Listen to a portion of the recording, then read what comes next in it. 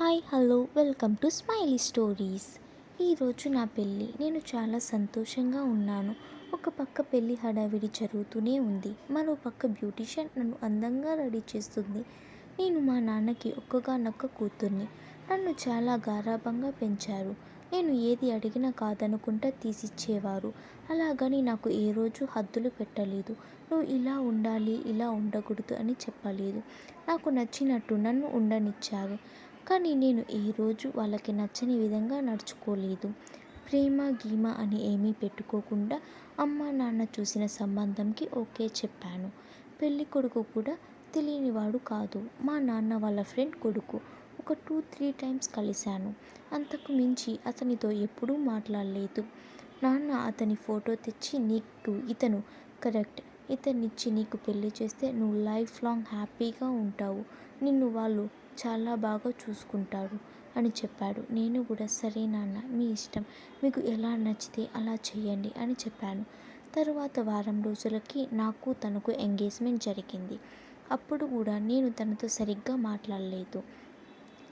తరువాత 1 మంత్లోనే మా పెళ్ళికి ముహూర్తం కూడా పెట్టారు. ఈరోజు నా పెళ్ళి. మా నాన్నకి చాలా సంతోషంగా ఉంది, ఒక పక్క బాధగా కూడా ఉంది. అయినా నేను వాళ్ళకి దూరంగా ఏమీ ఉండట్లేదు. ఒకే ఊర్లో కాబట్టి మా నాన్న ఈ సంబంధం చూశాడు. పంతులు గారు పూజ చేస్తున్నారు.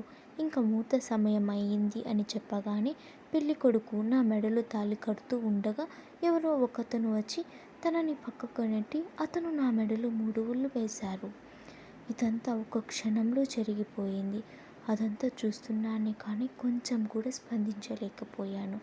ఎందుకంటే అప్పటిదాకా సంతోషంగా ఉన్న నేను ఒక్క నిమిషం నా జీవితంలో ఏం జరుగుతుందో నాకు అర్థం కాలేదు. నాకే కాదు, నా పెళ్ళికి వచ్చిన ప్రతి ఒక్కరికి అక్కడ ఏం జరుగుతుందని అర్థం కాలేదు. అతను నా మెడలో తాళి కట్టి నా చేయి పట్టి అతనితో పాటు తీసుకువెళ్తున్నాడు. అతన్ని అడ్డుకోవాలని వచ్చిన వాళ్ళందరినీ కొట్టి నన్ను తీసుకువెళ్ళి మా నాన్న ముందర నిలబెట్టాడు. మా నాన్న అతన్ని చూడగానే ఏదో తప్పు చేసిన వాడిలా తల వంచుకొని నిలబడ్డాడు. కానీ అతను మాత్రం మా నాన్నని చూపులతోనే చంపేసేటట్టు చూస్తున్నాడు. నాకు అక్కడ ఏమి జరుగుతుందో ఏమీ అర్థం కాలేదు. ఒక బొమ్మలా నిలబడి అక్కడ జరిగేది చూస్తూ ఉన్నాను. అతను మా నాన్నతో చాలా కోపంగా మాట్లాడుతున్నాడు. మా నాన్నని ఇలా అడుగుతున్నాడు, మీరు నాకు ఇచ్చిన మాటని ఎలా తప్పారు మిస్టర్ రవికుమార్?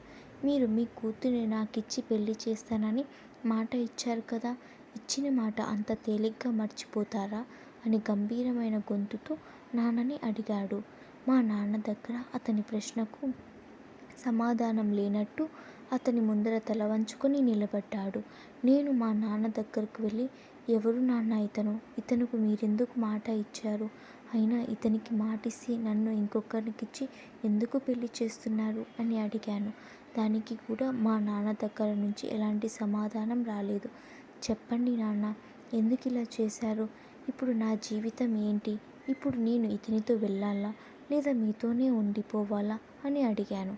దానికి మా నాన్న, నువ్వు అతనితోనే వెళ్ళు, ఇప్పుడు అతను నీ భర్త, అతను నిన్ను బాగా చూసుకుంటాడు అని చెప్పాడు. నేను ఇంకా అక్కడ ఏమీ మాట్లాడలేకపోయాను. నాకు దుఃఖం ముంచుకొచ్చింది. అతను నా చెయ్యి పట్టి తన కారు దగ్గరికి తీసుకువెళ్ళి డోర్ ఓపెన్ చేశాడు.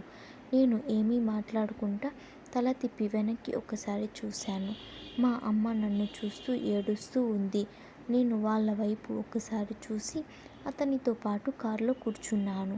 నేను కారులో కూర్చోవటమే ఆలస్యం. అది రోడ్డు మీద దుమ్ము లేపుకుంటూ రయ్యిమని వెళ్ళిపోయింది. కారులో కూర్చున్నాను కానీ నా కళ్ళల్లో నుంచి నీళ్లు వస్తూనే ఉన్నాయి. నేను అతని వైపు ఒక్కసారి కూడా చూడలేదు. ఆ కారు నేరుగా ఒక బంగ్లా ముందు ఆగింది. అతను కారు దిగగానే నేను కూడా చిన్నగా దిగాను. ఆ ఇల్లు చూడగానే మొదట నేను ఆశ్చర్యపోయాను. అది చాలా పెద్ద బంగ్లా. చుట్టూ మొక్కలంతా ఉన్నాయి. మా కార్ సౌండ్కి ఇంట్లో నుంచి ఒక ఆమె బయటకు వచ్చింది. ఆమె నన్ను చూసింది, ఆశ్చర్యపోయింది. అతనితో ఇలా అనింది, ఏంటబి నువ్వు చేసిన పని అని కోపంగా అడిగింది. అతను ఏమీ సమాధానం చెప్పకుండా నేరుగా లోపలికి వెళ్ళిపోయాడు. నాకు ఏం చేయాలో తెలియక అక్కడే తల వంచుకొని నిలబడ్డాను. మీకు స్టోరీ ఎలా అనిపించిందో కామెంట్ చేయండి, లైక్ చేయండి, షేర్ చేయండి. అలాగే